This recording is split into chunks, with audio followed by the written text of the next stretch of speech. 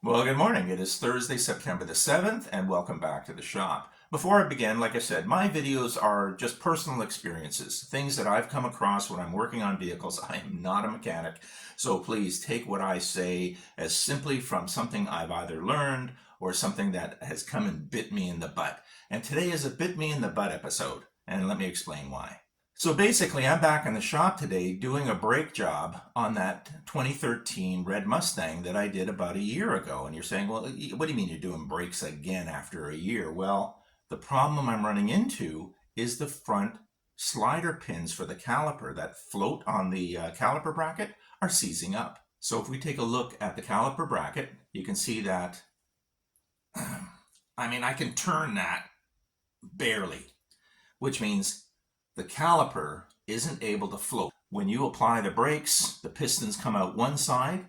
It applies pressure to one side of the brake pad, but this bracket then, or the slider, allows the caliper then to move and apply the pressure on the other side. So it actually squeezes the pads. But in fact, it's really not squeezing, right? That would mean you'd have to have pistons on either side, and that's more like a Bembro brake system.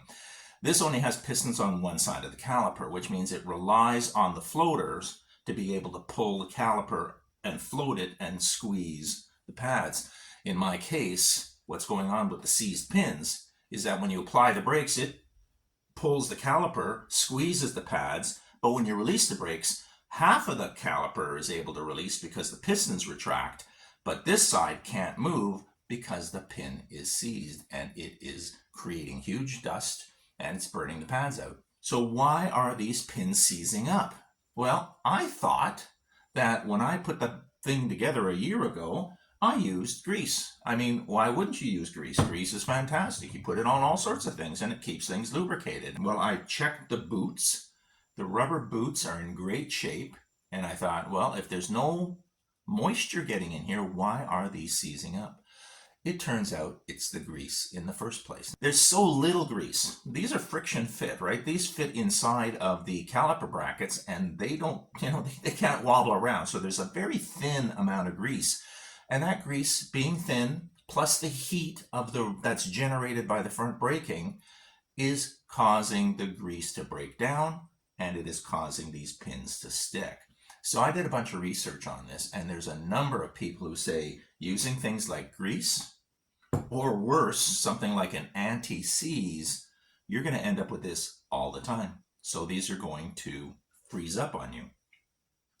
What does that cause? Well, that causes then the brakes to burn out. Now, it's been a year. The pads are actually in pretty good shape, but they are sticking, like I said. So what'll end up happening, I'll come to a stoplight, foot on the brake. As I slow down and I'm coming to a stop, I can take my foot off the brake, and I take my foot off the brake, but you can still feel that car pulling down. This is the same complaint I had a year and a half ago when I did the brakes in the first place. Back then, I didn't know what I know now, and that is, don't use grease on these sliding pins. The grease, there's not enough in there. These are friction fit, and they break down. Don't use anti-seize. Again, same thing. Not enough, it breaks down. What you need to do is actually go buy a silicone-based lubricant. This isn't even called grease. This is a brake lubricant. And what this is this is a silicone base with ceramic particles in it.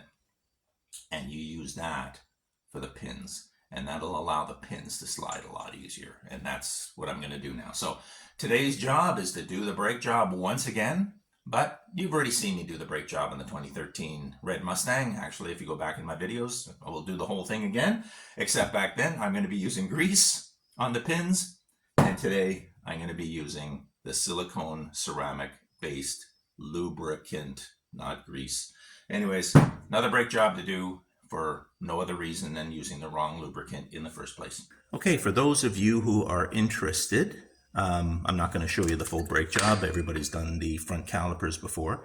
But what I've done now is I cleaned out the cylinder here using a wire brush. I have a round brush. So I cleaned the cylinder out. I obviously cleaned the piston out. So the piston now moves nice and slow, easy inside there. I'm using that new silicone ceramic lubricant.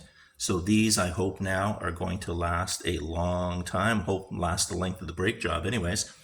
The other thing I ran into, and I don't know if it's because the 2013 is getting old and maybe some of this metal is twisting up, I'm not sure, but these pads didn't fit as nice. You see how nicely they fit now? They float.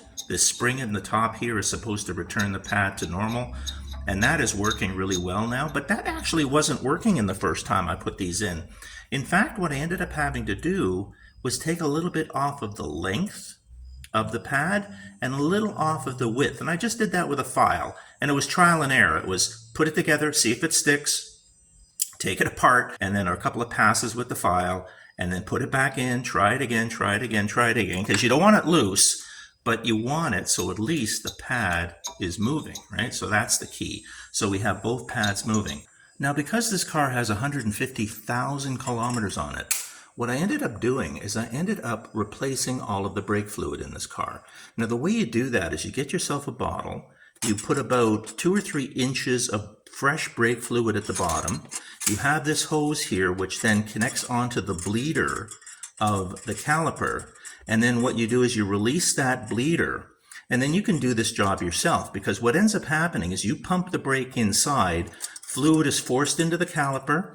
That caliper is then, of course, going to bypass because you have the bleeder open.